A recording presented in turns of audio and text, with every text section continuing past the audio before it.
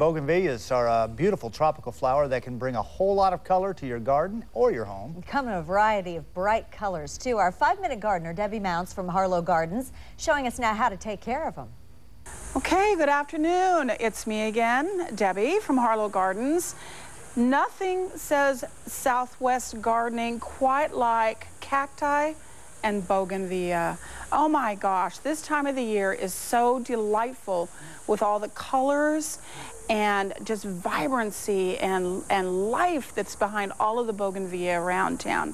So today I'm going to talk a little bit about how to take care of them, and I'm also going to show you a couple different varieties.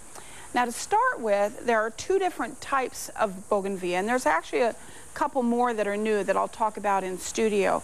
But basically, you have a vining bougainvillea, which is one that is intended that gets really long canes. The canes can get anywhere from 10 to 12 to 14 feet long, and these are ones that are intended to be grown on a trellis or supported somehow, whether you use an obelisk or something, but they do need support. So this is the kind of the traditional bougainvillea that you see more often than some of the other ones. This is the vining one, and when you go to the nursery, you will notice that when you look for the one that's vining, the vining ones generally are already supported on a stake. That's how you know that it is indeed a vining bougainvillea. Now down here I have 3 different other varieties of bougainvillea. All 3 of these are bush bougainvillea.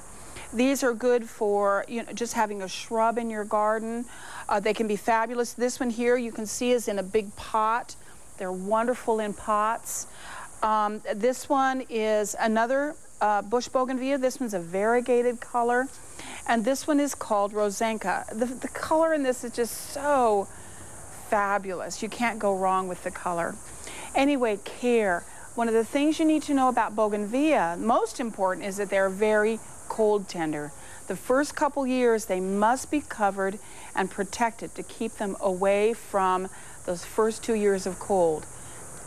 Now once they're established, they generally can freeze back depending upon how cold it gets, but they'll come back quickly because they've already got that nice root system established in the soil, so they'll come right on back. But we do recommend the first 2 years at least that you cover them.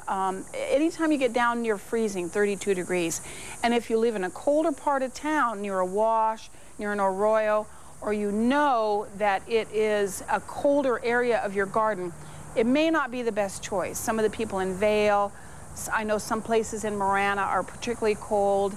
Down near the Santa Cruz can get pretty cold. So just be a little careful about planting those there. The other thing, when you do plant them, their root system is hair fine. So be very careful. Generally, you want to cut the pot away from the root ball as opposed to pulling the plant out of the pot, which may mean you could damage the root system. So, got your bougainvillea. They're going to go and be beautiful. Just give them the care that they need.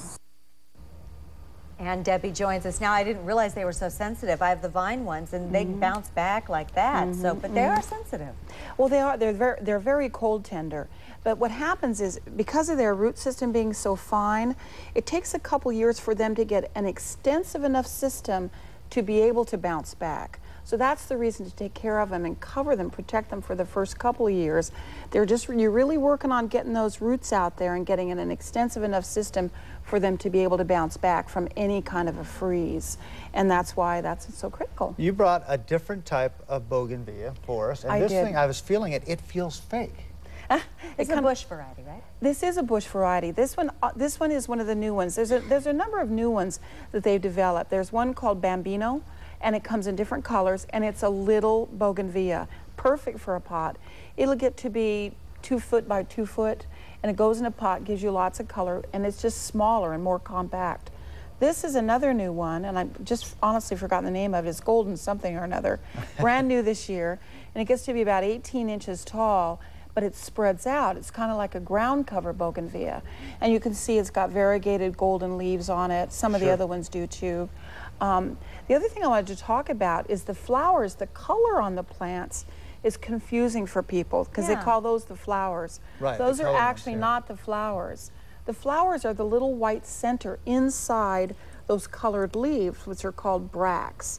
So you do need to fertilize bougainvillea to encourage the flowering, but the flower is that centerpiece, and you don't get any colored bracts without that little tiny flower in the center. I was reading up on this on the internet because I don't know much about it. I've got a couple in my yard and they do pretty well, but some people say you need peat moss to feed it peat moss, or even seaweed to keep it going. But this stuff seems to grow wherever. Once it's established, it's tough. The trick is getting it established. We recommend that you do use compost or mulch or something when you're initially planting it, because you want those little tiny roots to have a nice soft place to reach out into. But once it's established, they're pretty tough to kill. Yeah. Once they get going. And beautiful. And They really are gorgeous. pretty. Oh my gosh, they're Debbie, gorgeous. Debbie Thank Mounts, you. thank you. You're very so Have a great welcome. weekend. Thank you.